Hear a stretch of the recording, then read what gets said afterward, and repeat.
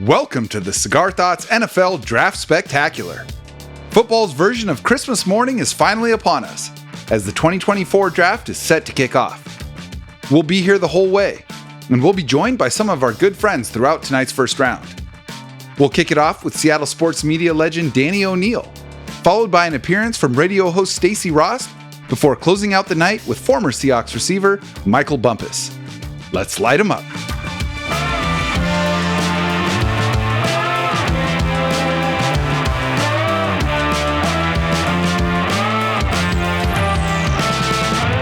I'm Jacson Bevins, and this is Cigar Thoughts.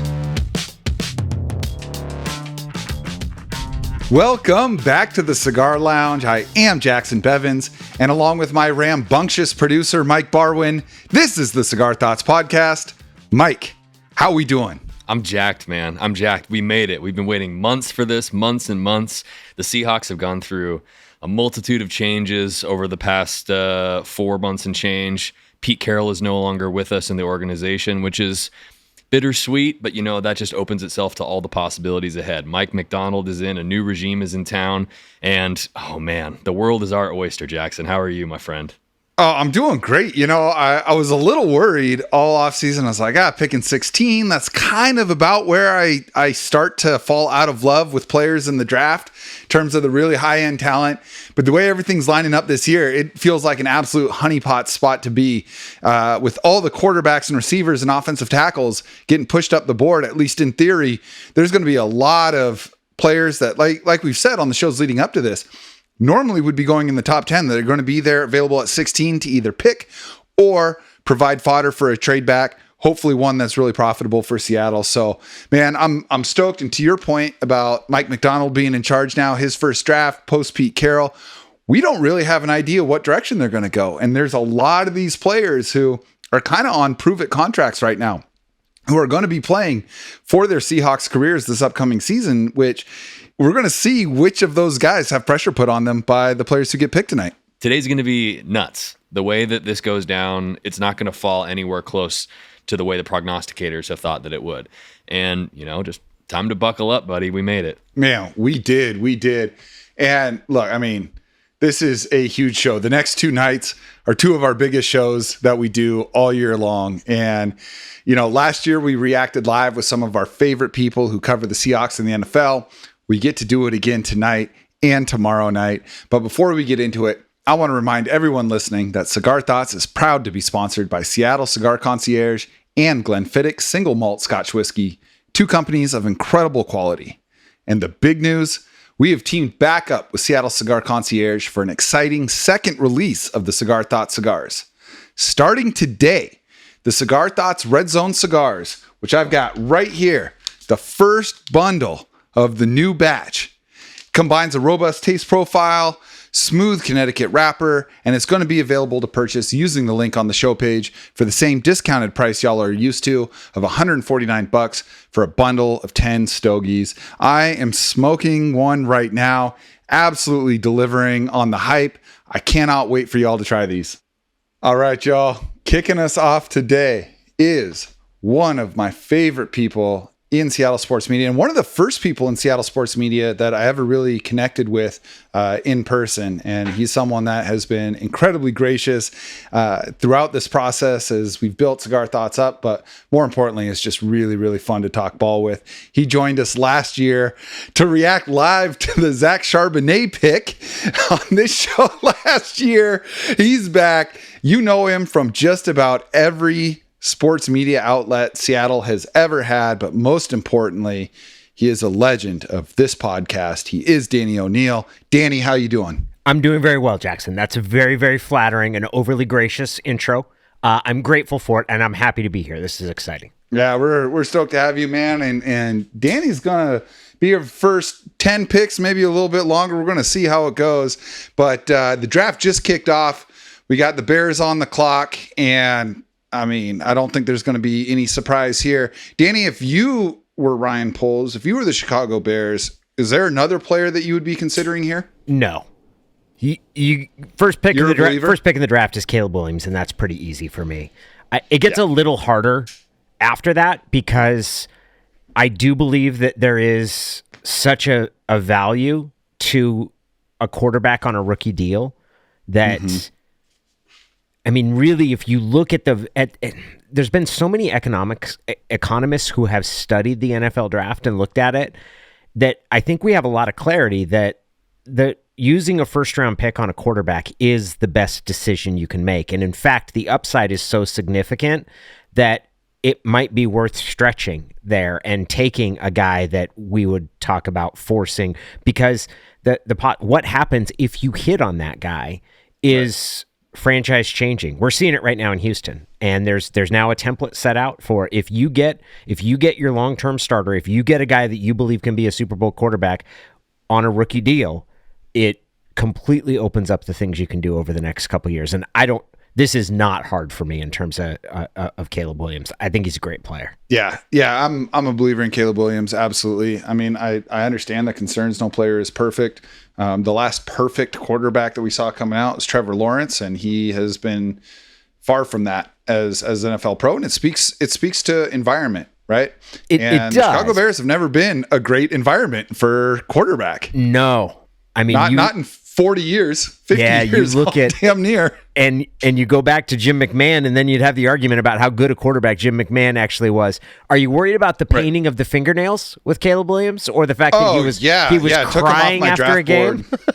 Took him off my draft board because of that. I can't have that. It is funny though, because he's going to be like the first Gen Z superstar football player, and I think that we're going to look back on him as a little bit of a turning point in terms of just vibes. I mean, we've had lots of self-confident young men come into the league and lots of people with that level of cockiness and talent, but he's going to do his own thing. And, you know, he's been Caleb Williams his whole life, and he's not toning that down for anybody. And I'm for it, you know, and as long as the coaches and his teammates are connecting with him, then I don't think any of it matters. And I don't think it's going to be a story very long. So funny that people have been hung up on his reaction. I saw it just happen a couple days ago. Dave Fleming, who used to write for ESPN, the magazine, he was on with Dan Lebitard, or no, it was Pablo Torre. And he was talking about how a scout, somebody with an extensive scouting background that he knew, talked to him and said that, hey, that reaction after the Washington game where he's hugging his mom and crying would scare the crap out of him.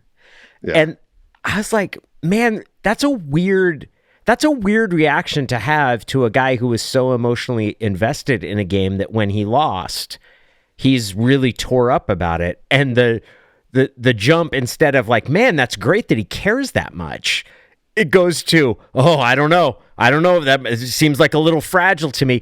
It's teams want players to play roles, which has always struck me as a very strange thing, where you want him to execute a certain amount of, like, be tough and stoic but passionate. And if he doesn't execute those sort of actor sequence, those sequence of emotions, you get worried, when really what you want is someone who believes in what they're doing, puts their all into it, and is kind of cares about it and is honest about it and understands who he is. And I would be much more focused on that part of it, of like, man, it really looked like that guy was committed and felt bad that his team lost in what was a hell of a game. And he was awesome that game. If I'm a GM and I have a scout come up to me and tell me, you know what, that scares me off of this player, my thought isn't going to be, oh, I need to change my opinion of the player. My thought is going to be, I need to change my opinion of the scout. Like maybe you're not the guy whose opinion I want influencing this decision, because it is so silly to me. And to your point about it being worth it to take the risk on a quarterback as a rookie, I mean, and even to make a stretch pick, we've seen teams be willing to just cut their losses way faster now than in the past.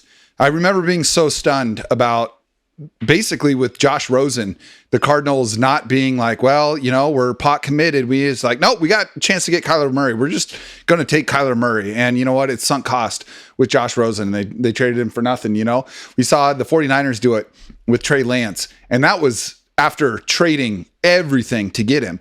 You know, it's something where teams are willing to just say, yeah, okay, we took a shot and we missed, but if we have an opportunity to get someone better, I mean, look at the Bears. They just their pick is in. They just made the first pick. It's Caleb Williams. It wasn't that long ago that Justin Fields was their first round quarterback. And it's like, well, now we're in position to take someone we think is better. So there goes Justin Fields for a late round pick swap.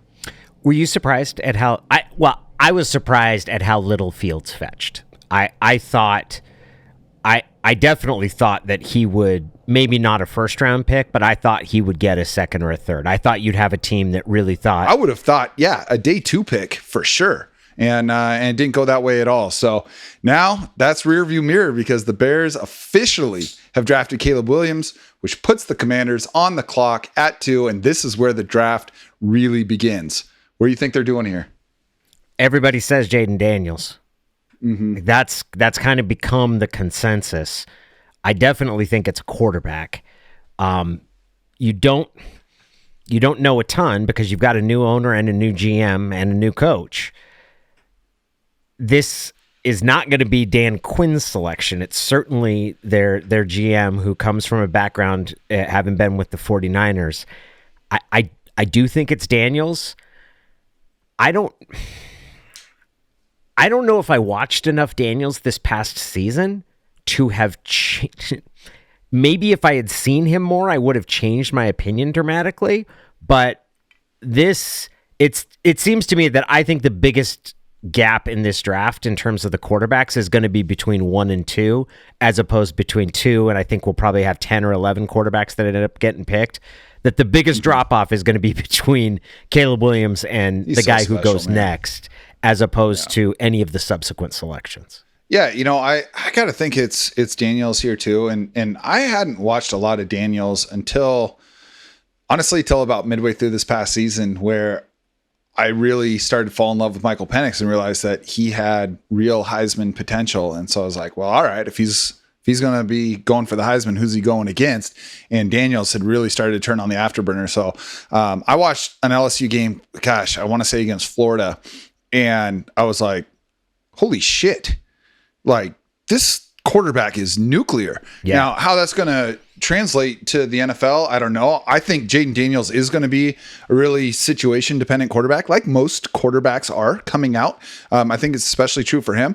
I think that if, like, a lot of people are saying he's the guy at number 2 because Cliff Kingsbury is the offensive coordinator. Cliff Kingsbury famously had Patrick Mahomes, very mobile quarterback in college, Kyler Murray in Arizona. And so he wants to spread guys out and run a fairly unimaginative but still aggressive passing scheme where you've got wider splits on the offensive line. You've got wider splits with the wide receivers. And so mobility becomes paramount. And so I get that. My bigger question is, why Cliff Kingsbury? Yeah. This is a guy who's basically a 500 quarterback or head coach in college with the greatest, one of the best quarterbacks of all time. And then was essentially that again in the NFL. And it just felt like there was so much meat on the bone. I thought it was odd that they brought him in. I definitely thought as a head coach, you saw the flaws more significantly than as compared to if you were going to identify what was the strength of Cliff Kingsbury in his time at Arizona, it was definitely how the offense performed as opposed to the overall head coaching. I thought he was terrible in game management situations. Fair. But you're tying your franchise. This is, like you just talked about, it's a new owner, new coach, new GM, and you're tying the most significant investment in this early, the guy who I think is going to determine how the first 3 years of your tenure as owner goes. And you're gonna have him be guided by Kingsbury, who at best got a good performance out of the top overall pick. It puzzled me. I do think that Jaden Daniels is all of the reasons that Anthony Richardson was such an exciting player in the draft last year. Jaden Daniels has all of those. He's not as big, just as physically big of a guy, but his ability to the explosive athleticism and then the absolute rocket of an arm are Yeah, there. yeah, and it says Commander's pick is in, and they got the camera on Daniels. He's grinning big, so I'm thinking it's gonna be that way. I agree with you. There's a lot of overlap from a play style standpoint and a physical attribute standpoint with Anthony Richardson. One thing Daniels has that Richardson didn't is a lot more reps at the quarterback position. He's thrown a lot more passes. That's true. And I think that he is a better downfield, more polished downfield passer than Richardson. I think Richardson's going to be better than Daniels is going to be. And if it were me here, I would be taking Drake May. Drake May is a pretty clear QB2 for me in this draft. And he's like almost a victim of the hype coming into this season, I think, because people were talking about him being the first overall pick. And then like they had a massive talent exodus from North Carolina. They lost their offensive coordinator and just brought in this really stale I guess game plan. And so it was just a lot of hero ball from Drake May. And all of a sudden, he kind of got caught by the pack. But for me, Drake May is the second best quarterback in this class. This is a completely irrational thing to factor in, but I do. And the last quarterback to come out of UNC was Mitch Trubisky. It is that's Sam Howell erasure. Yeah. Yes, you're right. You're correct. You're correct. It is. The legacy of players produced at a school, and even it's almost like some of the Duke Daniel Jones vibes get imparted onto UNC because it's the whole ACC basketball school with a quarterback prospect. I always, when you have a quarterback that comes out of a program where he is identified so clearly as this top prospect, and then what you see from his team that season is somewhat underwhelming, that I probably put too much stock in sort of that idea of I don't want a great quarterback from a so-so program, because there are tons of examples of guys who've thrived. Eli Manning is a really good one. That, hey, his college team didn't have a ton of success, but he was clearly a really gifted passer and someone who thrived in the NFL. But I do kind of tend to say it's like, well, how good is he if he couldn't elevate his team over the course of his college time there? That is something that I do tend to perhaps overemphasize. Yeah, no, I mean, look, I get it. I guess to me what I saw was Drake May keeping a very subpar team afloat, keeping their head above water. But yeah, it's going to matter. I mean, like, if he goes next, and the pick was Jaden Daniels, number 2 to the Commanders, no surprise there. By the time yesterday rolled around, he was a prohibitive favorite, had almost the same odds of going to Washington that Caleb Williams had going to the Bears.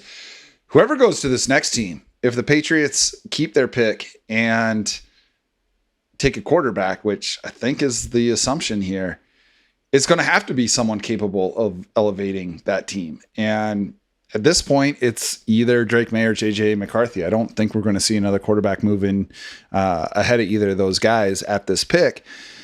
And so for me, if I'm New England, I'm still going Drake May, one, because I think he's the second best quarterback in this draft. But 2, at least he's been in that situation where he had a dearth of talent around him and had to basically ball out just to give his team a chance. I think JJ McCarthy is good. I think he's going to be a good pro. He's never had to do that. So It adds even more to the unknown of McCarthy if he ends up going to New England. Between those two guys, who do you lean towards if you're the Patriots? I think I'd go Drake May, but I'm pretty clearly a JJ McCarthy doubter. Yeah, you're certainly not alone. Yeah, it's the most surprising change or rocketing the draft board as the draft board placement started. When people started saying he was a top 10 pick, I was really surprised by that. And then the idea that he's a top 5 pick, which I think he probably is going to be, and given what most people have said and people that I've talked to, they really do think if he's not going here to the Patriots, that there's a very good chance you're going to see Minnesota trade up to get the fourth overall pick and take him. He hasn't thrown many passes. He didn't throw a ton, and all of the descriptions, like when I saw him have situations this season, I never felt that like, oh man, like that's your next great NFL franchise quarterback. So it would be Drake May here for me. Michael Penix had that masterful performance against Texas where he just basically touched the face of God for 4 hours to get the Huskies into the national championship game, and then struggled against Michigan. Just call it what it is. And that, kind of knocked his stock back down. I think he's recovered a lot of that during the pre-draft process. JJ McCarthy kind of stunk in that game too. Like, he wasn't great. Nope. But what gets overlooked is they were in that game because of JJ McCarthy. They tried to play hardball ball through the first three and a half quarters of that game against Alabama. They were getting whooped. Mm-hmm. And JJ McCarthy went crazy down the stretch. Second half, fourth quarter, and overtime, that was all JJ McCarthy. Like, finally back against the wall. Let's see if you can do it, kid. And he did it against Nick Saban. Nick Saban's final game, and he retired him. And so I do think he's capable of it. He hasn't had a lot of opportunities to show it, so we don't know. Was that a one-off performance from him, or is that something that he's going to be capable of regularly? I just think it's funny, and it's because they won, and it's because he got to lift the trophy and all that stuff, but he was not great in that national championship game either, and UW's defense was not as good as Michigan's. So I just thought it was kind of funny how all the petals fell off of the Michael Penix rose in that game, but not with JJ from an NFL standpoint. You've seen over the past 15 years, like a real climb of quarterbacks go early more often now than they ever have before. And there's a big part of that I think that JJ McCarthy is getting pushed into that, as opposed to him rising to that everybody's like, okay, who's the fourth best quarterback here? If you gave me a choice between JJ McCarthy and Michael Penix, I'm taking Penix every time. And I'm thinking about taking Bo Nix ahead of him. So I really think that this, and I just might not see something there. I might be with you on Penix. I'm not there on Nix, but the Patriots have planted their flag in this discussion. They have taken Drake May, and frankly, this is a guy that, like I said, he is somebody that has had to be the survivalist for his college football team. And I think he's going to have to be that in New England as it sits right now. Now, this is a very deep wide receiver draft. They're going to have opportunities early second round, third round, to add some talent. But this is an NFL team devoid of separators at wide receiver. Their offensive line was putrid last year, barring massive, improvements in those two position groups. It could be a rough first season for Drake May, and I hope that fans are patient with him. Now, if he goes out there and he's just terrible and like looks completely unready, that's one thing. But of all these first round quarterbacks, he is going to have the steepest climb to respectability as a starting quarterback. I think that this is like the first real big fulcrum in this draft. We got the Cardinals on the clock. Are you sticking and picking Marvin Harrison here? Or if Minnesota makes you the Godfather offer, the one that's been rumored, pick 11, pick 23, and next year's first, you rather have Marvin Harrison or you rather have that package? I absolutely am taking the picks. If I'm the Cardinals, I want to. Even though you already got 6 picks in the top 90 this year. Yes. Okay. I thought that they had a really encouraging season last year. The idea of getting 2 first-round picks this year, and then having, not only is it a next year's first, but then you also have the possibility of, okay, what if Minnesota then sucks? It might be a really good first-round pick. I think that we've seen repeated studies show that this is the most valuable way to use a high-end first-round pick, if you have it, is trading it away, unless you're a team that needs a quarterback. That the most valuable way to use this pick is to trade it away. If I'm Arizona, I am probably taking that package too if it's offered to me. But I'm going to have to nail those picks because there's a lot of Cardinals fans really excited about the best wide receiver prospect since Jamar Chase. And I think he's worth the hype. So pick is in. Goodell is announcing it, and it is Marvin Harrison Jr. So we are through 4 picks. There have been no trades after all the speculation. Honestly, I'm fine with it. You know, it's picks are so great. You stack up the mystery boxes. I get it. I think the drop off from 4 to 11 is probably pretty steep just because Marvin Harrison Jr. is, I think he's Larry Fitzgerald potential, and the extra opportunities to beat coverage that other guys will have because the defense is going to be slanted towards him whenever he's on the field. And he's going to be so marketable. That jersey is going to sell like crazy. So I think the Cardinals were in a no lose situation at number 4. And who knows, maybe that offer from Minnesota never came in. Are you a big believer in the positional value drafting? That, hey, first round picks, you really want to put your thumb on the scale for quarterbacks, wide receivers, offensive tackles, defensive ends. Like if you're especially in the top 10, if you're picking up there, like you really want to try and pick one. Are you a believer in that, or are you a believer in best football players? It's a factor for me for sure. But that's it. It is a factor in the equation, is not the entire equation. Like, yeah, if I can gain, I'm a believer in best player available. And if it's close, if there's a player I like a little bit more and he's a guard for some reason, and and that's not at the top 5. At the top, you just see players at these quote unquote impact positions go in the top 5, and really in the top 10. You don't see guards and off ball linebackers. Very rarely do you see running backs anymore in the top 10. So you are pretty much seeing the premium positions. You're not seeing safeties go this high. I think it's once you get to the middle of the first round where it actually really starts to say, okay, we've got a glaring need here. How much weight do we give that versus, look, we have a chance to add to a position of strength.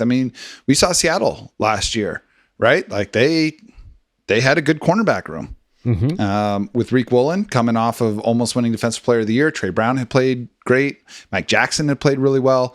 And still, they took a premium position with Devin Witherspoon at 5. And then again at 20, they had DK Metcalf and Tyler Lockett.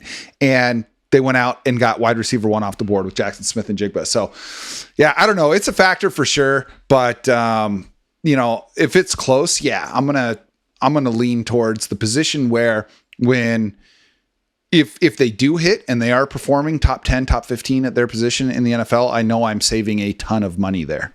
Yeah, and certainly you've seen with the impact. Justin Jefferson was drafted later, but the impact that he and Jamar Chase have had, I think you're going to see it reflected. I do think there's going to be 2 more receivers that go in the top 10.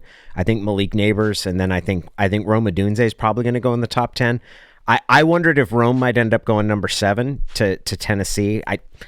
I think we might see him go at 9 to Chicago, but you certainly have seen teams notice what an impact having a young receiver makes on, or an explosive sort of game-changing receiver can make, and that you can get that from a first-round pick, from a top 10 Well, and it used to be for a long time, the rule was you wait till year 3 before you judge a wide receiver, but we've seen so many step in and just be good. You mentioned 2 of them. Devonta Smith recently is another one. AJ Brown, DK Metcalf. Last year, right? Jordan Addison had a great season. Puka Nacua obviously was a gem. Like, you can get a pretty good idea on these guys pretty early, and you're not seeing a lot of these guys who miss in year 1. Treylon Burks, Jalen Reagor, Andy Isabella, some of these other guys, Jerry Jeudy even. Like, if you don't show out in year 1, it's kind of unlikely that you're going to turn that around. And it's weird how the NFL has changed in the last 5-6 years in that manner. Yeah, this offseason, I loved Cleveland's trade for Jerry Jeudy, and then they signed him to an extension, which I was like, whoa, like that's a lot of money for a guy that I was like, that's a great value add. And I was like, well, it's not so much of a value add anymore now because he just got freaking expensive. But no, I would agree with that. I think that teams know more about receivers now, or I think it's more likely that we're seeing NFL offenses look more like college offenses. So there's less projection. I think you nailed it. Here's what I think the Chargers should do, and here's what I think the Chargers are going to do, knowing that they're not trading this. I think that they should draft Malik Neighbors here. I think you team him up with Justin Herbert. We are talking about an exceptional player. I think he's a bigger, taller Jalen Waddle, and there's just no receivers in sight in Los Angeles right now for the Chargers. I think Harbaugh is going to throw a grenade and take Joe Alt, the tackle here, and just continue to hammer his philosophy of building from the trenches. And that is going to throw most mock drafts into chaos because everybody has Alt going to Tennessee. And I would not be surprised to see Harbaugh take him right here. I would tend to agree with you. I would swap in Odunze for Neighbors, and that's mostly just because I'm a huge Rome fan. Like, that has nothing to do with any. And I have no problem with that either. I think Odunze is as close to can't miss as you get. I think Neighbors has a ceiling that's a bit different. They're going to win in different ways. But yeah, I mean, I think Odunze is Devontae Adams. You know, that idea of putting a receiving threat with Herbert, I think it's the best thing you can do for a young quarterback is to give them some targets to throw to. But I tend to agree with you. I do think that this. I think they're going to go up front. I think we're going to see Joe Alt end up getting picked here, which is Harbaugh's going to be really interesting. He clearly he's going to have more of a say with the Chargers than he did with the 49ers, which is a little bit strange because it didn't end great in San Francisco, and for some reason, like in 3 years at Michigan, Jim Harbaugh went from people wanting him out of there to then being like the hottest coaching hire. Like, it's clear the Chargers narrowed in on him. I was surprised that Pete didn't get more of a sniff for this job. Like, and maybe that's because they'd already decided that's who they were going to go for. But Harbaugh's got an awful lot of clout here and power over this organization. Well, and I think in order to pull him away from his alma mater where he just won the national championship, you can't get more peak Harbaugh than that. I think it's going to come with near dictatorship level influence over the decisions the franchise makes, which is probably good because this franchise has been bad at decision making for a long time. That's true, but Harbaugh's kind of a moron. He's a really good coach with terrible people skills. And this isn't even like the old school hatred. I don't think he's going to succeed with the Chargers. Like, I do not think this is going to go well. Who are they taking? They took Joe Alt. I knew it. Oh my goodness. Everybody had a trade out. Everybody had Malik Neighbors. Oh my goodness. And it's Joe Alt. And I think I get it. Again, surprised there wasn't a trade here. I like it if you buy into Harbaugh. If you don't, I want to know what Justin Herbert's honest to God polygraph reaction to this is. Is he stoked to have what could be a generational tackle protecting him? Or is he like, who the fuck am I going to throw to?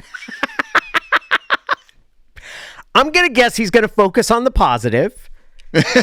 Yeah, probably. Herbert seems like a very mellow guy. Yeah, he's the kind of guy that you're comfortable having as your franchise quarterback. Speaking of comfortable with the franchise quarterback, what if JJ heads to the Big Apple right here? Oh, dude, that'd be so funny. We got Giants on the clock, and they've got to be getting some crazy trade offers right now, dude, with the last of the Big Four quarterbacks still on the board. I cannot. I think I just take McCarthy here. Would you? Oh God, he's not ready for this. I think so. Who would ready you take for this market? He's not ready for this market. Man, I don't know. Lights are pretty bright at Michigan. Dude, you do not understand. Listening to you live in New York, so yes. You tell me, is it really as harsh as they say? Well, it depends on what you mean, because Yes, it is harsh. And there are a lot of people here, and they spend Mondays and Tuesdays calling into WFAN, like just venting their spleen about the quarterback right now. Like that's purely what it is they just scream and howl about whatever's gone through, and then they fight with each other over who's being too mean and who's defending a guy that you can't defend the way he's played. And it's not like he's been in the league for just 3 months. He's had years here and he can't read a basic defense. It is brutal. The really hard thing is, I don't think that part's hard for the players. I think what's hard for the players is that you have massive organizational shifts that they turn on a dime, where Daniel Jones is our guy, he's our franchise quarterback, and then all of a sudden there's kind of this dead period where nobody really says anything because everybody knows it's not going well. And in that period of time, that player knows that the entire weight of the organization is about to flip and it's about to go straight on his neck. I think that's the part that's hard. And if McCarthy is the pick here, he's going to get probably 10 games before people start screaming about when he's going to show something and what did they do, and they've just gone in and recycled for the same old, and he's not any better than Daniel Jones was. It's Malik Neighbors. Run it back with Daniel Jones. Well, you got Drew Lock waiting in the wings. That was the other thing. What, Malik Neighbors is built for New York. Yeah. Okay. I agree with that. I agree with that part. And he's gonna fit in well in terms of that glamour and that spotlight. I do think that will be good.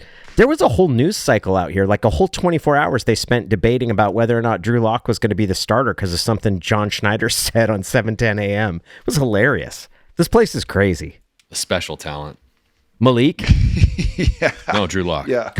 Well, he's an Eagles killer, right? So, they're going to love that. Selfishly, I am so happy that Rome is not going to play with Daniel Jones. Oh my God.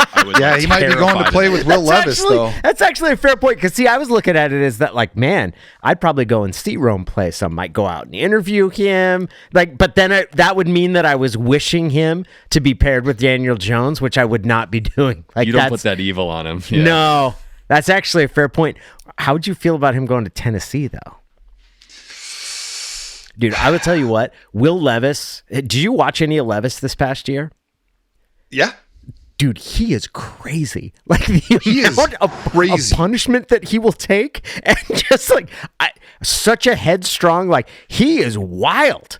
Absolutely, headbutt a steel beam sort of crazy that he has. There's no way that dude's going to remain healthy. Look at that. J.C. Latham. Wow, they do go tackle out of Alabama. Yeah. Stick and pick. Boy, that's a guy who, was the number one recruit, I think, in his entire class, not just at his position, but number one football player coming out of high school his senior year. And then he kind of just slipped, and people were talking about him as like a late first. And then he's just been getting steamed back up the board. Here he is in Tennessee. I like this pick. I think he's a baller, man.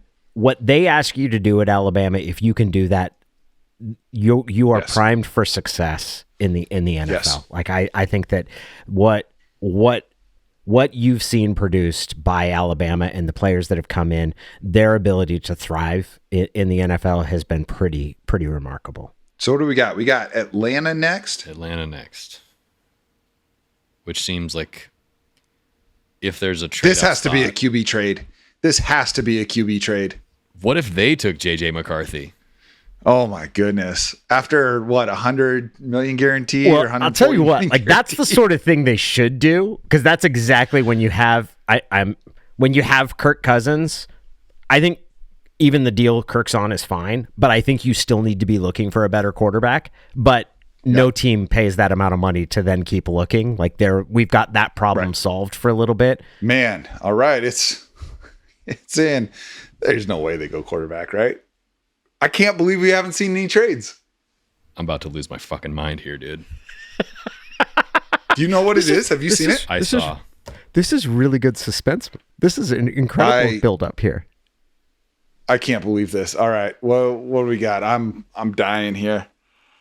I mean, I feel like it's got to be Dallas Turner, Jared Verse, or a trade back, but See, now I feel like it's going Penix, but that's strictly sort of me trying to read the tea leaves here of how surprised how surprised Mike is. I'm like ignoring Twitter to not see what these picks are coming in early, man. Oh my gosh, they're showing JJ McCarthy. JJ McCarthy's got a good looking dog. And now they're showing Penix. I mean, I love Penix in Atlanta. I don't know if I love Penix in Atlanta behind a $100 million quarterback. I mean, what do you do if you're Atlanta and you got all these needs on defense? Yeah. Oh, announce it already. Pick's been in for 4 minutes. Arthur Blank with that weird looking jacket, looking like a valet. Oh, man. Just 1 foot in the grave, still out there making decisions.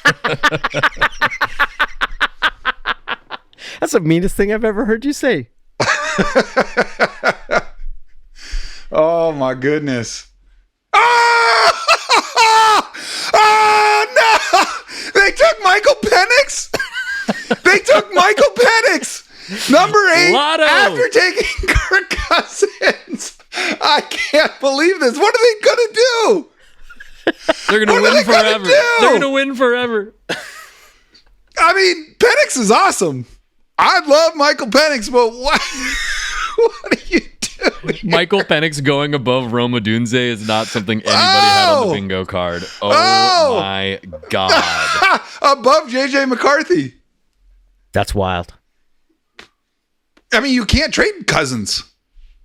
No, you can't. I gotta know more. What? Somebody help me out here.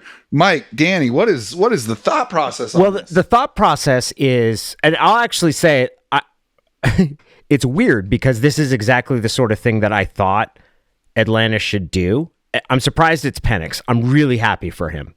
I actually think that going into a situation where he's not going to be expected to start or play, like really is that's a good situation because I think we've seen, and primarily through Green Bay, what an asset that can be for a quarterback. Now, I think the thought process is that in Kirk Cousins, you've got a guy that you know is a good quarterback, and you know that he is he's a person. If he's healthy, you can expect to get into the playoffs. There's a real question about whether he can do anything more than that, and so if he's your baseline, you need to keep looking for someone who can take you to that next level. And I think that this would be a pick that is about process, and that we think that this guy will be the person who is able to take us to that next level. And the fact that he's not asked to play right away will increase the likelihood that he's that guy. It's a really gutsy pick. It's a really gutsy pick because you've got a top 10 choice and you just used it on the position where you're paying a guy. It's $45 million a year for 4 years. I mean, I am stunned. I'm stunned. Like, Shout out Chuck. Yes. Chuck Powell, man. Chuck Powell thought he was going to go 8. I think he mocked him at 8. I think it was a trade up, but I think he mocked him at 8. He mocked him at 8 earlier this week on our show. That's a really gutsy pick. I feel like there's another shoe that still needs to fall here. It's fascinating to think. Like, I do wonder where Penix would have gone had he entered the draft a year ago. Mm-hmm. And not 8. No, he would not have gone 8. I don't think he would have gone in the first round. Not 8. I mean, I think he probably would have gone the back half of the draft. The going 8. What a great story for him. Listen, man. God, that's wild. I mean, Michael Penix Jr. is a player I'm going to bet on. Like, just combination of physical skills, mental makeup, the psychology, all of that. Like, I saw enough. He almost got hurt by the fact that they won that Texas game. If Texas has scored a touchdown on that final play, and the last we saw of Michael Penix was that incredible performance, he's being talked about at the top of the draft the whole way through. But he got knocked way down. People are talking about him day 2, maybe a day 3 pick. And then he just crawled his way up the gambling odds, up the mock drafts. And, there's a lot of whispers this morning just from people who are tied in that I talked to saying he's going to go early. And I've been saying he was going to be a first round pick this entire time. And now his teammate Rome Odunze to the Bears. Look at Caleb Williams' stable. DJ Moore, Keenan Allen, Rome Odunze. Unbelievable. Got Cole Kmet. They just brought in DeAndre Swift. My goodness. I do believe in putting together like groups of talent around a young quarterback. That I think that's the best thing that you can do for them, because giving them a chance to grow and giving them the means to sort of improve over the course of the year, like surrounding a young quarterback with talented receivers is the best thing that you can do for them. Imagine being a Panthers fan right now. It's not.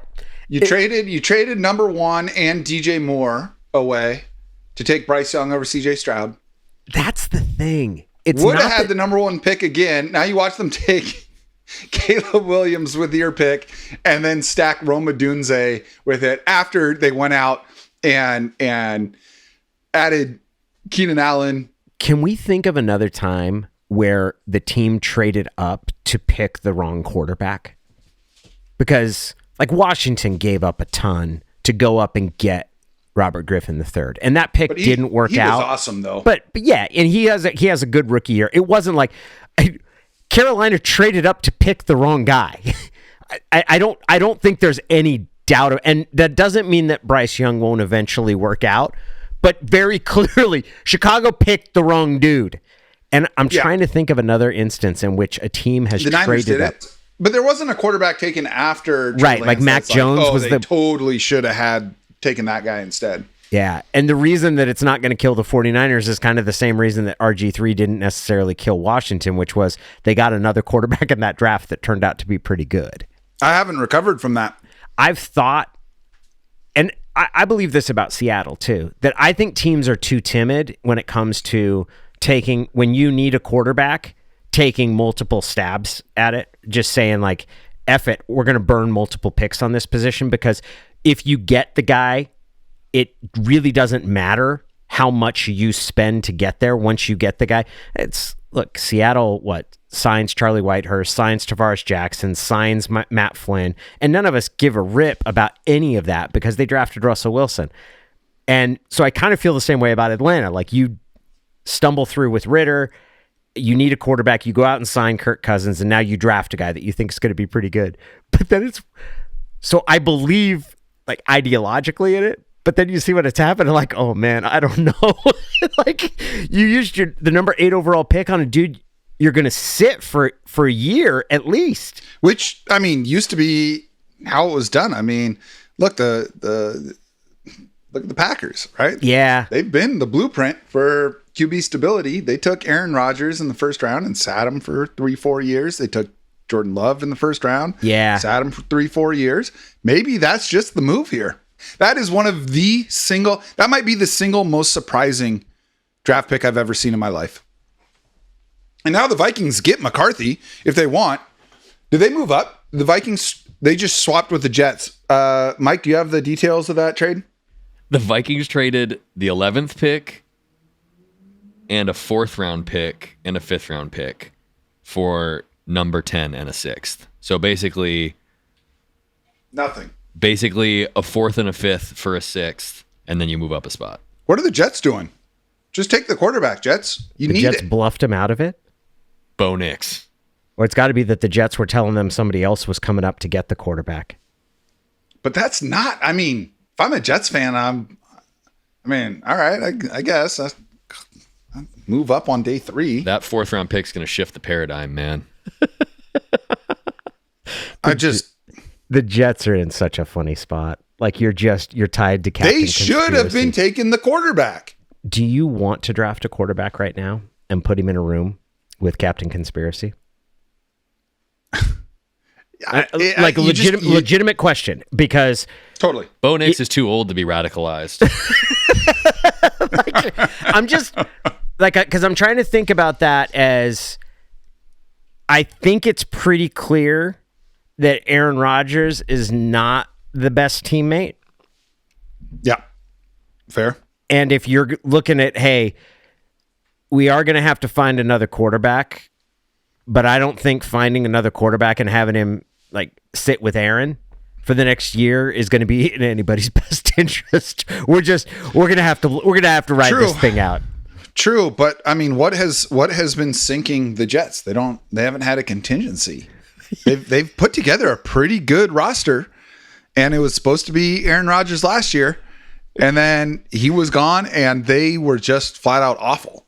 It was. I don't know, man. Now Aaron Rodgers is older. It's been 2 years since he played really good football. And he's nuts. And he's nuts. He's nuts. It's just, you just live with Aaron Rodgers. You can't tell Aaron Rodgers to do anything. There he is. JJ McCarthy, number 10 to the Vikings. Minnesota gets their man. And we're talking about what a good situation that Caleb Williams is walking into. How about JJ McCarthy getting Justin Jefferson, Jordan Addison, TJ Hawkinson, and Kevin O'Connell, who I think is one of the best offensive minds in the NFL. This is and they didn't have to give up 23. I think Minnesota just became a huge winner in this draft. That's the fifth quarterback that's gone here in the first 10 picks. 5 QBs in the first 10 picks. Chuck was saying he thought there was going to be 6 in the first 12. And there is a ton of steam. I mean, Bo Nix, last I saw, was I think minus 90 to go to Denver. So, I mean, it could happen. Well, that was a hell of a start to this draft. I'm honestly, I'm still recovering. We've had Danny O'Neill with us from the jump. He's going to hang out, but we are bringing in one of our favorites, the star of last year's draft broadcast. It is Stacy Rost of 710 ESPN. Stacy, how are you? Hi, guys. It's funny. I asked you the same question, and my answer is the same as yours, which is still reeling from the choice of Michael Penix by the Falcons. And now everything else is falling in all these weird places because I can't believe how many quarterbacks have gone early. Brock Bowers to the Raiders. That's where I thought Penix would go. I love the draft. Yeah, I mean, there have been so many curveballs, or let me put it this way, fastballs when I was expecting curveballs early. Yeah. I was looking for trades early on. I think a lot of us were, and everyone stuck and picked. Everybody stuck and picked until number 10. And then we saw a very slight trade compensation for a one-pick move. And I feel like everything went off the rails when the Chargers took Joe Alt, which is something that I predicted they would do, but he was like 9-1 for that to happen. Shout out to me for putting some money in on that. But like since then, it's just shout out to me for gambling.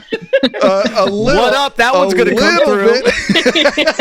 It like started getting a little bit crazier, and then Penix went and just smithereens, absolute smithereens. No, it's very weird. Kirk Cousins' contract, you're paying him a lot of money to be there for these next 2 seasons. And Penix is already turning 24 at the start of his rookie season. He's 23 now, but he's turning 24 in May. You're going to have a 26-year-old quarterback hitting the field, assuming you have the next 2 years with Kirk Cousins. And again, Michael Penix is so likable. Obviously, a lot of former Huskies here, and it's hard not to root for him. I'm happy for him. I am surprised. I don't think it's the worst draft pick we've seen.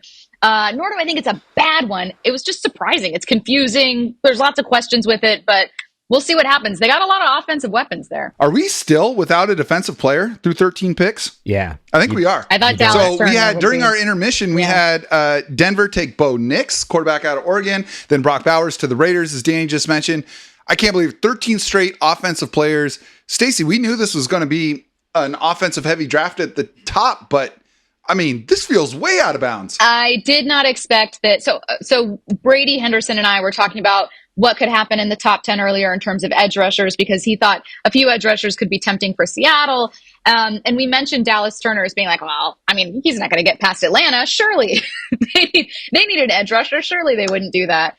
And then lo and behold, we're now looking at a possibility where Seattle could take Fautanu, assuming there's not another run on tackles and you don't see the Saints snag him at 14. But you could be looking at, okay, do you take Troy Fautanu, who we've all mocked to the Seahawks, or do you have your choice of some of the very best defensive players in this class? Because they are slipping. You are going to have top 3 defensive players. One of them will probably be available at 16. Who do you want? So every single defensive player is on the board with 3 picks to Your go choice. before Seattle. I want to hear what all 3 of you guys, Danny, Stacy, Mike, who do you guys want now that we're through 13 picks? I've been convinced on Dallas. It's that, like, I get it. It's the SEC pedigree. Everyone talks about it. But once I heard him described as Will Anderson Jr. light, also by Brady, knowing how much they liked Will Anderson, I think he kind of convinced me that, like, this could be a real fit for Seattle. A corner would be interesting. Not a move I would make. I'm curious to see what they do, but I'm going with Dallas Turner. I think I would go Byron Murphy. Byron Murphy the second from Texas.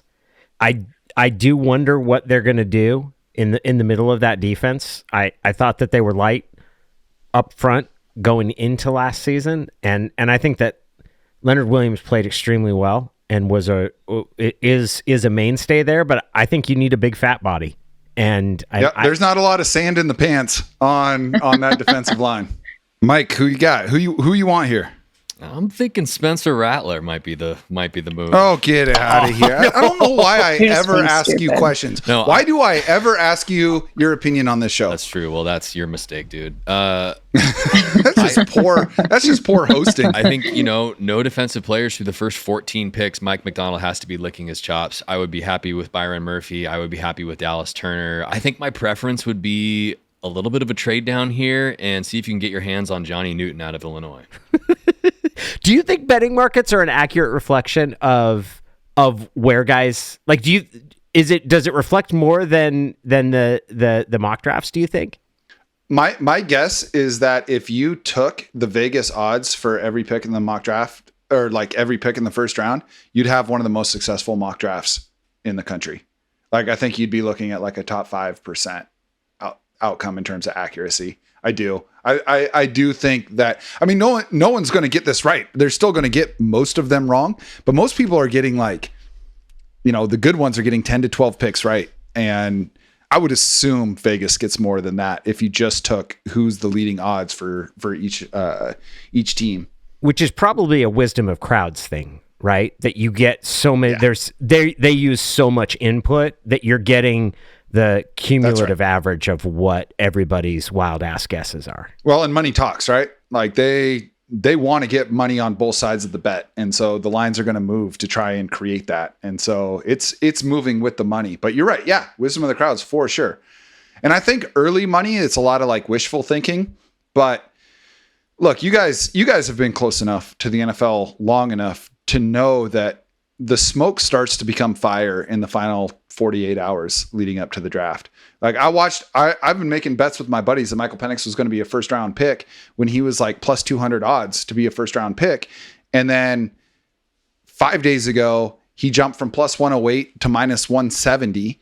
And then this morning he was minus 400 to go in the first round. Like that, there was clearly real life indicators that something had changed.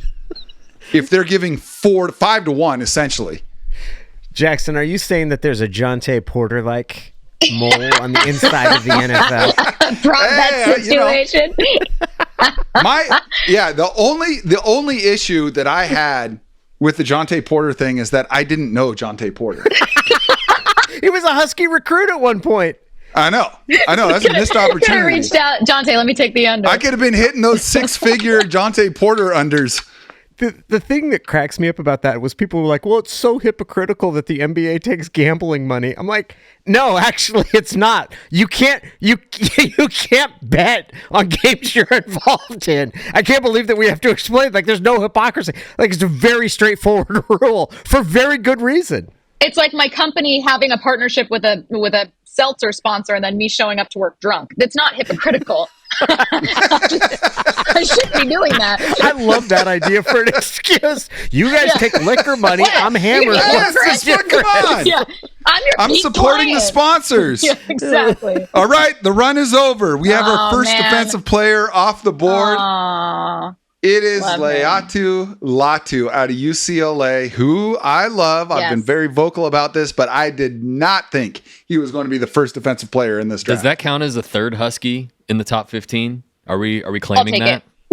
Yeah. No.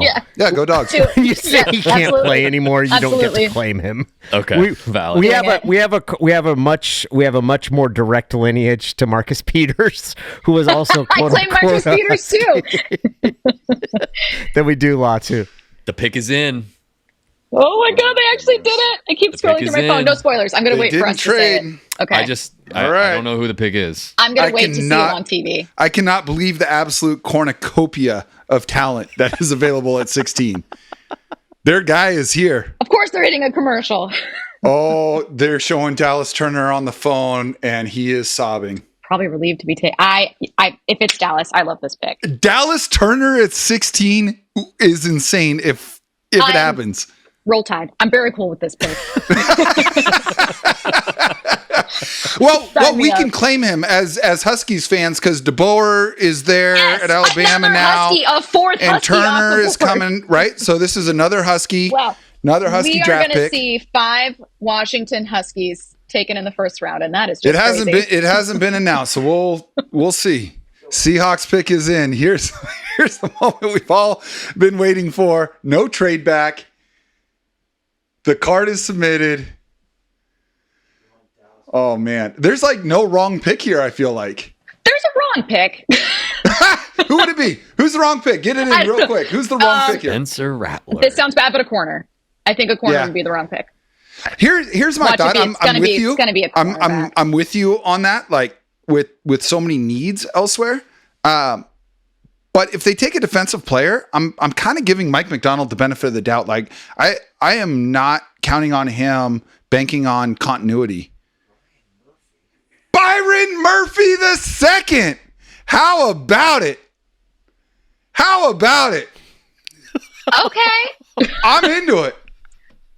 Here's the thing. I had sold myself on Dallas Turner when you told me you saw him sobbing onto his phone. He was crying in the green room. I know. I'm sorry crying to in the do that green to room you. because I kind of convinced myself that was the pick, and I really, really like Dallas Turner. But I can't I believe also really like Byron Murphy. They've badly just needed a big dude. Here's how I judge any pick the Seahawks do.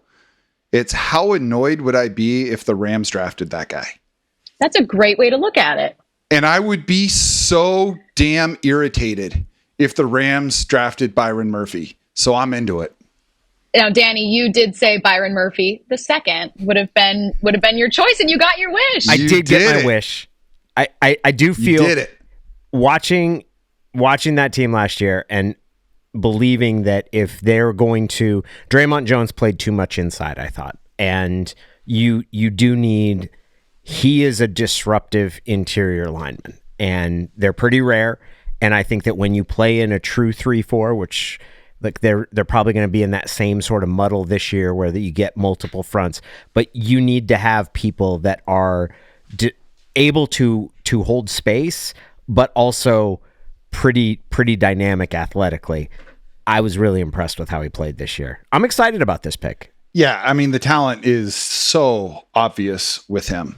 He is just I've said it so many times on this show, and it's something I believe in so strongly, that disruption up the middle does more to affect an opposing offense than disruption around the edge does.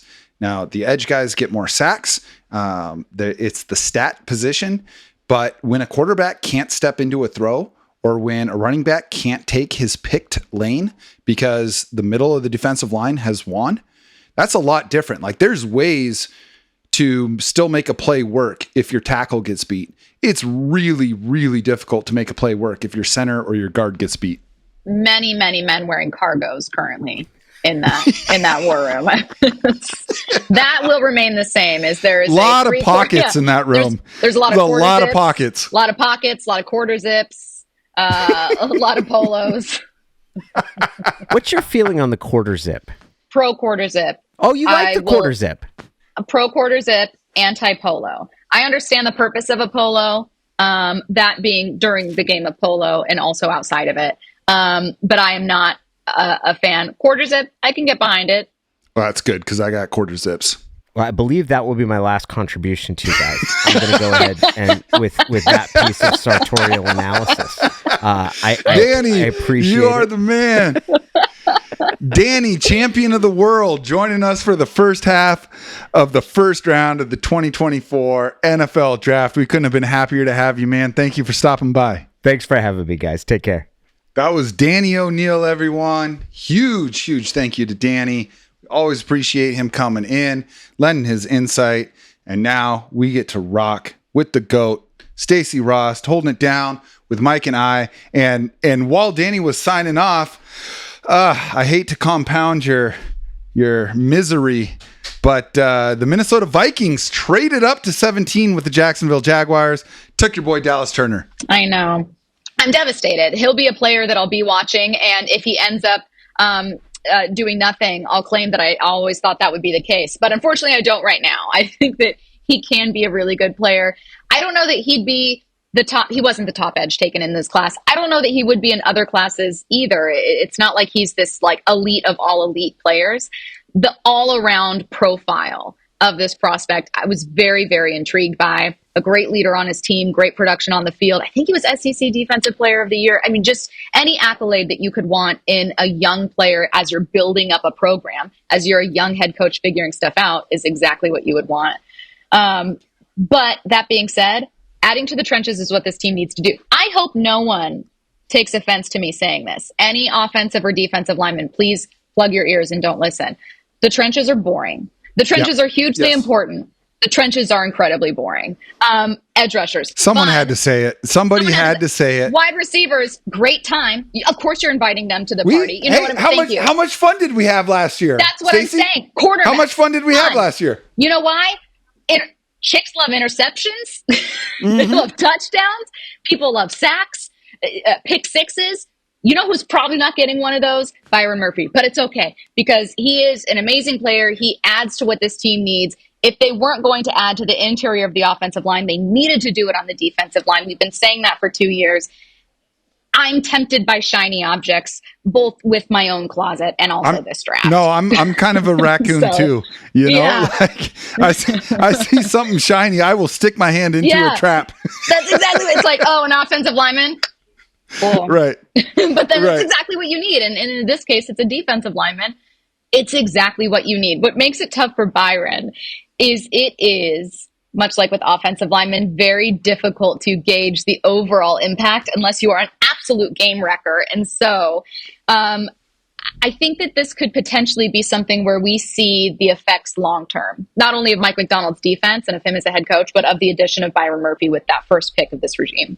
Well, and to your point, the shiny stuff is fine. And I think Seattle has done a really good job of accumulating trinkets over the last few years. They've got their quarterback. I believe they have their quarterback.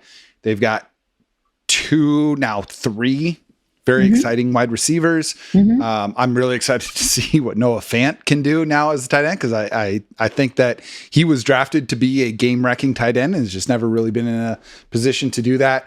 They've got their corners. That's great. I mean, that's how you win the offseason, is you get the shiny toys. But then we watch this team play, and November, December, year after year, they just are getting crushed up front on both sides of the ball. Yep, exactly. And that's what also separates, in particular, these teams from the 2 teams in their division that you're looking at, the Rams and the 49ers. No disrespect to the Cardinals. We're going to have a ton of fun with Marvin Harrison Jr. That's fantastic. But like, if you were to ask any Seahawks fan, what do you wish you could take from the Rams? What do you wish you could take from the 49ers? The 49ers would have more answers, but I mean, Aaron Donald would have been the top answer for 90% of fans, plus talking about the Rams. I mean, you'd get a lot of Nick Bosa's for fans talking about the 49ers. Overall, the trenches on either side for that club have just been better and more consistent. That's what separates you right now. Like you said, you've got amazing skill position players. You've got a good quarterback. None of it means anything if you can't buy time on the field and get to their quarterback. No, I completely agree with you, Stacy. And if Byron Murphy is as good, this is not a reach pick for Seattle. Like, that's the thing I want to make really clear. There were mocks that had Byron Murphy's first defensive player off the board in the top 10. and he's got the college production. It's not like you're projecting like, oh, well, I think he'll develop into a good player. No, this guy dominated at the highest level of college football. So this is not a reach pick. Now, I'm not saying he's going to be good, but all indications are that he's got a good chance of being a good NFL player. And I'm super duper into that. It's just nice to now look and say, okay, we can potentially just dominate a game on defense. Like this is one more step. Leonard Williams is a step. Boye Mafe's jump that he took last year is a step. Uchenna Nwosu being the best player on this defense is a step towards that. And now you're adding Byron Murphy and you've got Devin Witherspoon. I assume Reek Woolen with Mike McDonald's tutelage is going to be better than the Reek Woolen we saw last year. I mean, I don't know. It's just, it feels like there's real pieces here where now you're not counting on the defense, one guy just winning and winning so by such a large margin that he can compensate for failures elsewhere in the defense. Now it feels like you have multiple guys who can win on any given play. And look, you're not bringing Mike McDonald in for any other reason than he is the Sean McVay of defense, right? Yeah. He's the hot, young defensive coach that is shutting down all the best offenses in the NFL. Well, he probably doesn't love all of the ingredients that were in the kitchen when he moved into the house. I'm excited to see McDonald get his hands on these guys, and some of them aren't going to be able to play in Mike McDonald's defense, but some of them are. And I'm really, really curious to see what pieces of this defense are still here, which ones get the extensions and which ones get the boot, because like I said, outside of Witherspoon, Williams, and now Murphy, nobody is really under contract for very long after 2024. Jackson, you mentioned earlier that one of the barometers for how you feel about a pick that the Seahawks made is how angry you would be if that was the pick that the Rams made. Yeah, and they're on the clock now. Would you like to know the pick that the Rams made? Is it Troy Fautanu? It's not. Okay, I haven't been paying attention to the last three. Right. So here's the thing. While we were talking, the Bengals took Amarius Mims, the gigantic tackle out of Georgia, who is someone you have to project. I think he had 8 starts in college, but is insanely big and insanely nimble. That puts the Rams on the clock. I said before the draft, the only guarantee I'm making is I'm going to be really upset when the Rams make their pick. I haven't seen it come in yet. I'm going to guess that it's Jared Verse. And I don't love it because Jared Verse was my number 2 defensive end. I mean, it's tough between him and Turner. Latu was my guy. And then of course, Turner, he's got the pedigree, got all that stuff. Man, Jared Verse in the right system can be so dangerous. Mm-hmm. Mike, do you have it? I haven't seen it come up yet. It is Jared Verse. God damn it.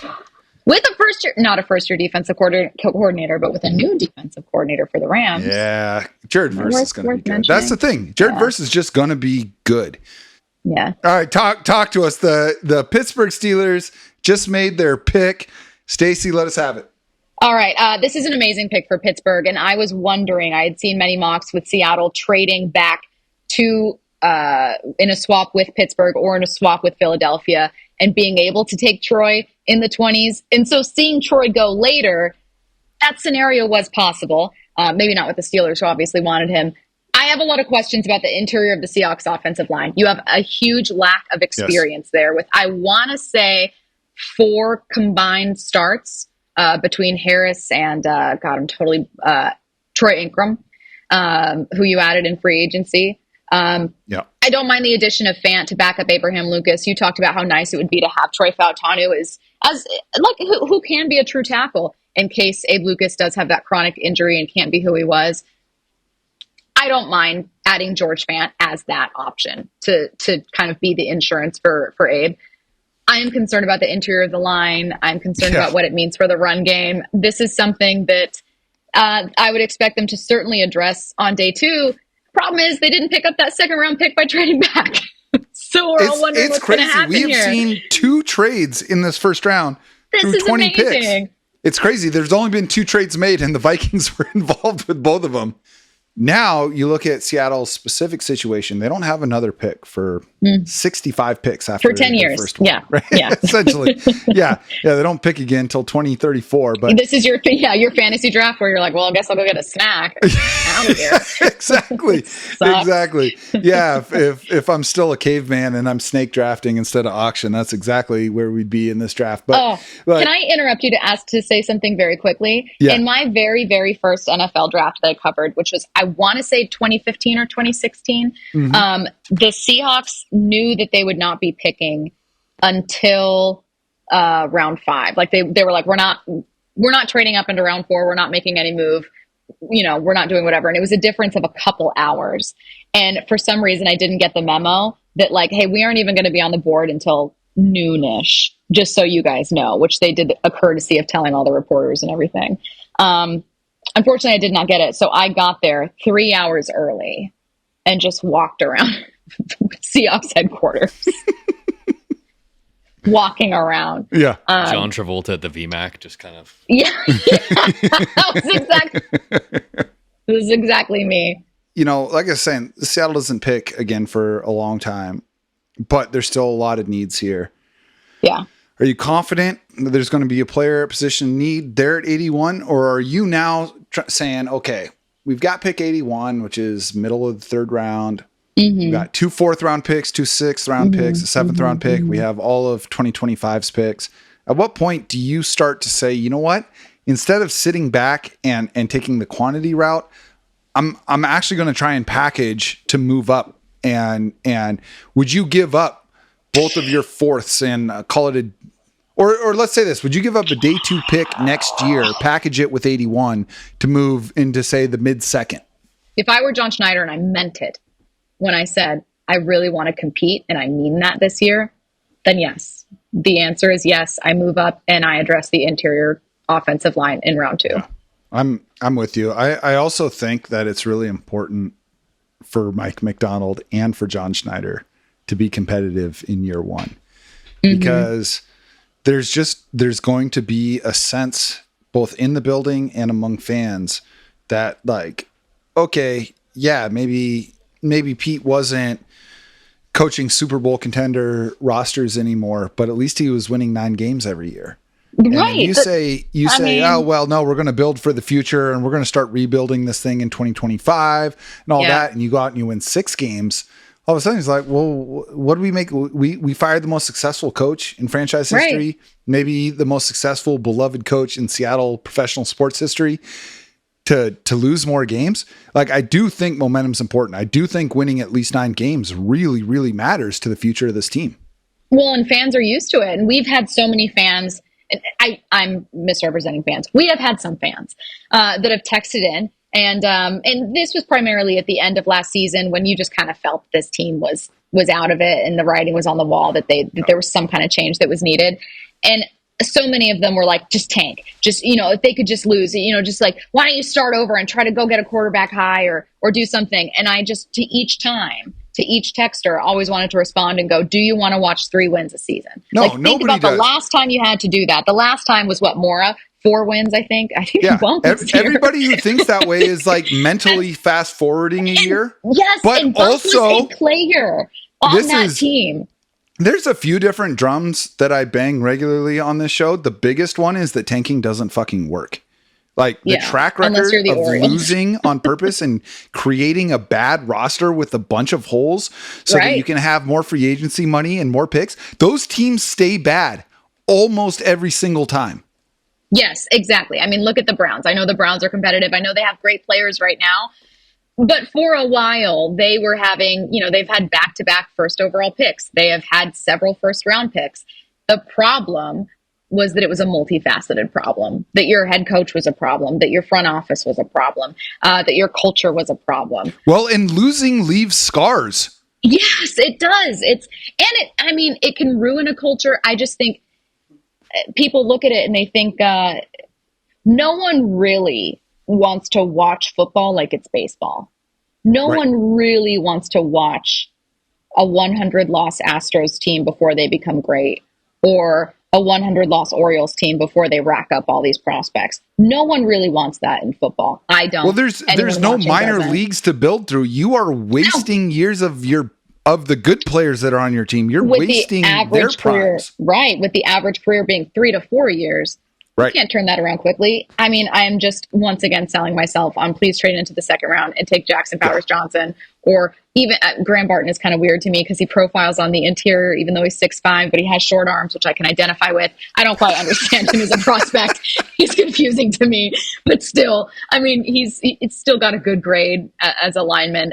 I would have a hard time standing by knowing that I wanted to be competitive, putting this team out there where I have 2 second rounders invested in my running backs, a ton of money guaranteed into my wide receivers. And then I have 4 combined starts between my center and my guard.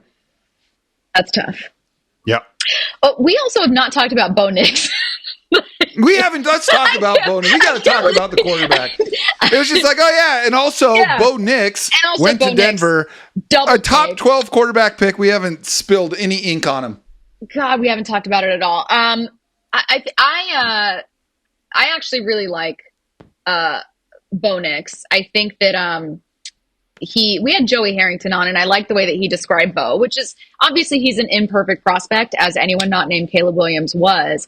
But he showed really great mobility the year prior, and then they tried to keep him in the pocket, and then he showed that he could throw for a bajillion yards and a bajillion touchdowns, didn't run as much, and all of a sudden he was knocked for a lack of mobility, and you were like, wait a minute, are you guys only grading this guy on a 1-year scale? Like, look at the last 2 years. He was kind of 2 very different approaches on offense and 2 very different quarterbacks.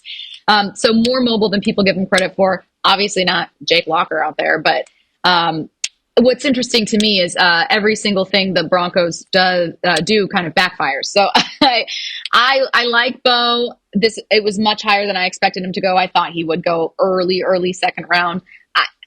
Denver has just missed on every attempt to find a quarterback outside of bringing in Peyton Manning and lucking into having Von Miller in that defense. That's right.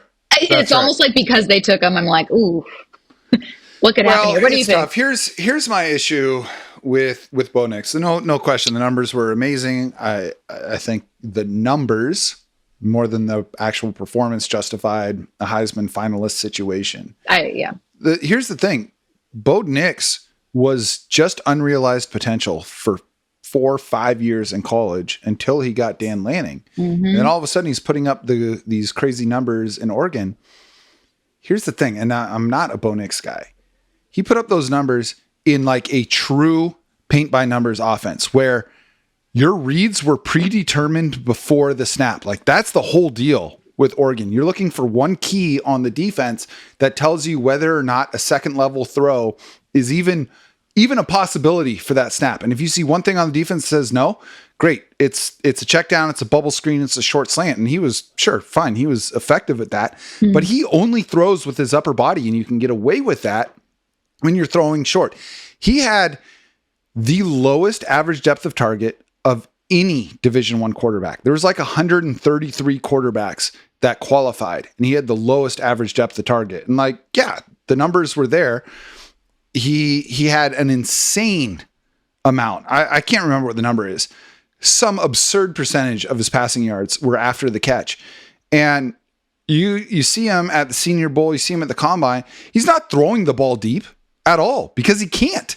He doesn't have lower body in his throw. So I do think Sean Payton is kind of the perfect coach for him because he built a super successful offense around short throws in New Orleans. And so like, I do think Denver is a situation, if they can ever figure out how to put some talent around him, where he could be successful. But I don't see Bo Nix as like a high grade NFL quarterback because when he was in offenses where those throws were required of him, he wasn't very good at them. And then when he was finally good, those throws weren't required of him. Yeah, Zach Wilson and Bo Nix will be a very interesting battle to watch with both having in theory some really great potential and then being limited in very different ways. Mike, you're looking excited over here. The Bills have traded the 28th pick in the draft to the Kansas City Chiefs. When has that to the Chiefs? When has that ever not worked out well for the Bills? You're this team that always beats us. And much to my chagrin, the Kansas City Chiefs have selected Xavier Worthy. Let's go. Here's my question about this. Does this come back to bite the Bills in an actual game? Probably. In an actual game, is there going to be a moment where you go, you gave them this weapon and it just cost you? That's the poetry that I love. The Bills from don't the have any draft. wide receivers, especially. Yeah. I can't believe it. I thought so. Mike and I have had an ongoing debate over which Texas wide receiver is going to be better, and it comes down to, again, a philosophical choice. And I think, getting off the bus, 32 out of 32 GMs are going to take Adonai Mitchell. I'm an Xavier Worthy guy because, again, I believe the best measure or best predictor of future success is past success, and Xavier Worthy was just infinitely more productive than Adonai Mitchell. But I also felt like the Bills were the best fit for Mitchell and the Chiefs were the best fit for Xavier. So for those two to switch spots and make this happen is interesting because, I mean, the Bills need a wide receiver. That's it. That's it. And then Go out on a like limb and the say Chiefs, you won. the Chiefs are the team they can't get past. The Chiefs are the reason, like everybody else in the NFL, but in the same way the Chiefs have been the final boss for the 49ers, they've been the final boss for the Bengals and the Bills as well. And for the Bills to be getting beat every single year in the playoffs by the quarterback that Kansas City took in a previous trade with them, Right. to then make this trade again, it was like the example I'm about to give is far more muted, but it was like the Broncos trading with the Seahawks again last year after making the Russell Wilson trade. Like, no, you are not allowed to go back to that house. Oh God, it's your friend going back to their like toxic partner or whatever. You're like, this is a bad idea. Dude, Yeah, it's the awful. 1 a.m. you up text. That's exactly what they're doing. But unfortunately, they're sending it to someone they know they shouldn't be talking to. The and they're Chiefs doing just it said anyway. the Bills were on the clock, and they just sent the WYD text over to the Bills. They knew they'd answer. They were like, they can't get enough of us. They can't quit. All right, we got Niners on the clock. The Ravens did what the Ravens do. They took Nate Wiggins, the cornerback out of Clemson. They are, another first round pick. The over under on Nate Wiggins in Vegas was 22.5 on the pick. So this is someone that was expected to go mid-ish first round. They get him at 30. Somehow they just always manage to do this. And now we get to watch the San Francisco 49ers. Get the even Seahawks better. fans are going to be watching closely. Now, do you apply the same logic as you do with the Rams here? Yeah. Absolutely. Yeah. Okay. Absolutely. Figured. Yeah. Yeah. I think the 49ers, I think their hits have been such huge hits in the draft. Right. I think they've missed on a ton of draft picks, but it hasn't mattered because their hits have been so good. Mm-hmm. And they've just been smart in free agency, and they extend the right players at the right time and the right trades. I mean, Christian McCaffrey. Totally. Having, so much of it too is Kyle Shanahan, and that I don't mean to take away from what players do, but finding the absolute best way to exploit the versatility of his players in a way to make everything so confusing for opposing defenses. It's like they have a chessboard every single game. Like it becomes so hard to defend. And you have someone that understands he can line a fullback up three different ways. Newton. Oh God, This what better if it not is? be Johnny Newton. It's going to be so hard for you when it is definitely Johnny It's Newton. definitely going to be John. I'm going to be so aggravated. Is that your official prediction? Well, it's what they should do. Can I say Cooper DeJean? That would be aggravating too. There's just, I'm going with Coop. it's annoying that Okay. those two players are still I'm gonna available say- right now. It's neither of those. Oh, okay. Mike's peering into That's the future. interesting. Well, I that's like good. the way that you teased that, Mike. Yeah. I'm very curious, Jackson, to get your thoughts on this. The San Francisco 49ers have selected Ricky Pearsall, Really? receiver out of Florida. Oh, cool player. Really cool player. I wonder what that means. I did not see Ricky Pearsall being a first rounder. He was like probably my favorite. Him or Xavier Legette were probably my favorite of like the round 2 type guys. So I like this. I do wonder what it means, if anything, with regards to Deebo Samuel and Brandon Ayuk. Yeah. Because there was so much smoke today about the 49ers receiving calls on those two players. And they might not be done, because those are players that are either getting paid a lot of money right now or are due to get paid a lot of money. And so they might not be first round guys. They might have a second round trade or a trade that involves a second rounder on the table. And they're saying, let's get ahead of it with this pick. I love Ricky Pearsall, and I love him in the Shanahan offense because this is a guy that wins early in his routes. He's not someone that is beating you deep. He's a lower ADOT guy. That's the 49ers offense. I think he's a perfect fit. His catch against Charlotte was, the college play of the year last year. Like I said in our last episode, he's got a terrible bet on me tattoo that's gigantic. That's exactly what I want for my wide receivers. Like, that's the number one thing that I want are bad tattoos. I want a borderline personality disorder from my wide receiver number one. Yes, absolutely. It's going to end terribly. It's going to end badly, but it's going to be so much fun. When I draft this player, I want to know he'll demand a trade at some point in our relationship. Like, that is how I know he'll have minimum 3 1,000-yard seasons. The Bills traded out again? They sure did. They want nothing to do with wide receivers. A player in the first round? They're not. They traded with the Panthers. The Panthers moved up from 33 to 32. I mean, on the plus side, the improvement here is that they did not trade to a team that could beat them in the AFC Championship game. And that is a step forward. And we are all about They traded with the best team in the NFL, and then they traded with the worst team in the NFL. Right. And this is about improvement and baby steps. and they moved up to take South Carolina wide receiver Xavier Legette, the second Xavier of the first round. I was wondering if we'd see a crazy run on these wide receivers to begin day 2, and now I wonder if we see a run on a few additional corners, and maybe we start seeing some linemen once again. Yeah, I mean, Cooper DeJean's still out there. Yeah, for sure. A few of those corners. Mike, we've talked about a lot of different things in this draft, and so I might have missed it. Where did Adonai Mitchell get drafted? Oh, which team took him in the first round? That's pretty clever. Yeah, that's really nice. Thanks, Jackson. Because I saw Xavier Worthy go. I saw like arguably the smartest team in the NFL take Xavier Worthy, but I must have missed where AD Mitchell got taken. Well, Jackson, your favorite player in the league, DK Metcalf, fell down to 64 for a lack of production and some medical reasons. So, the Bills are just playing it smart. They're just trying to recoup draft value while it is going to be super annoying when they take him with the first pick tomorrow and save some money on him. Yeah, that's right. That's right. All right, y'all. I feel like that's a great spot to call it for the day.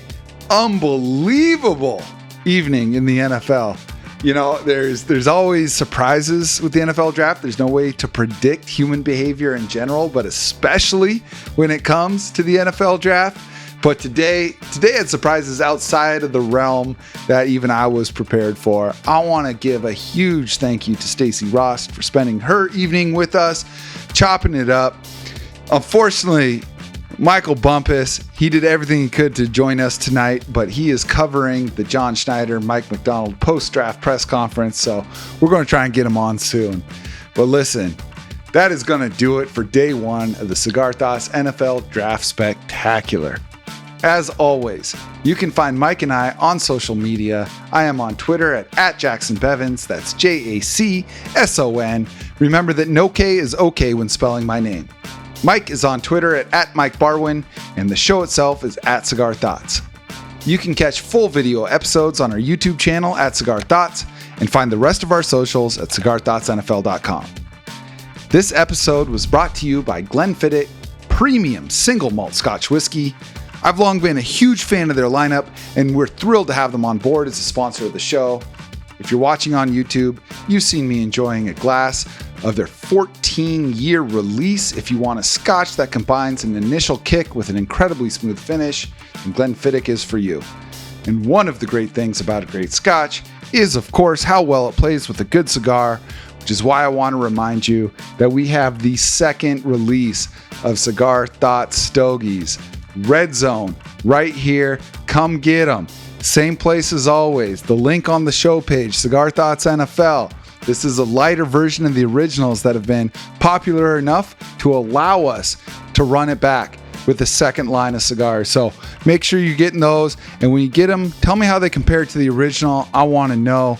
So super excited to be working with Seattle Cigar Concierge on that. As many of you know, we have partnered with one of the most prestigious cigar manufacturers in the world to release these official Cigar Thoughts cigars, which you can, of course, order directly from cigarthoughtsnfl.com. Just follow the link on the show page. Get these easy-to-smoke stogies rolled with 13-year aged premium Dominican tobacco leaf, or, like many of you have, hit us up on Twitter or Instagram. We'll send you the details directly. The cigars come with a Bovita humidification pack and a Mylar storage bag. It's my gift to you. In case you don't have a humidor, you know they're going to stay fresh and still be good. Listen, you can catch this show and read every article at fieldgoals.com. And if you're listening on Spotify or Apple Podcasts and you like the show, drop us a 5-star rating and leave a quick review. Thank you to all of y'all listening for your continued support of the show. We know you've only got so much time for podcasts in your life, and it's an honor to be a part of that for y'all. Now, I gotta say, we're gonna be right back here for rounds 2 and 3, breaking everything down, not only what we saw today in round 1, but also rounds 2 and 3. Please know that by sharing this show on social media and with your friends, you give us the juice to keep making this happen. We will be back soon, but in the meantime, onwards and upwards, my friends.